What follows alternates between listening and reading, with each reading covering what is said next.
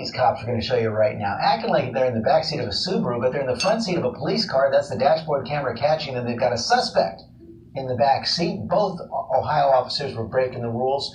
So why was the woman in this video fired while the man, the chief of police, was allowed to resign? Even he calls it bias, but was it? Abby Boudreau digs into the debate. Shocking police dashcam video that reveals more than a simple arrest.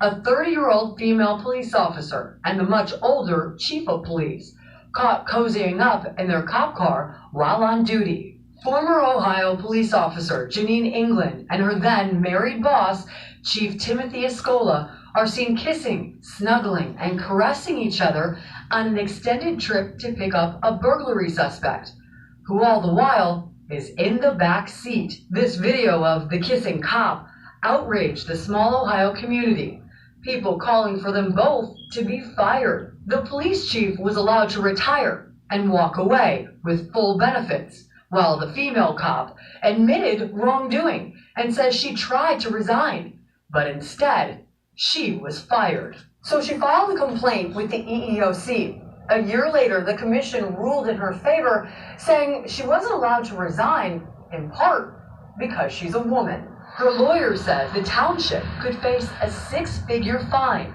Town officials maintain there was no discrimination and that both would have received disciplinary action, but the chief chose to retire, so there was nothing it could do. He was told directly that if he tendered a letter of resignation, the board would have rejected it and would have simply terminated him. And so he opted to simply retire. But the former police chief says he was never threatened with termination, while Janine England gets fired for kissing on the clock.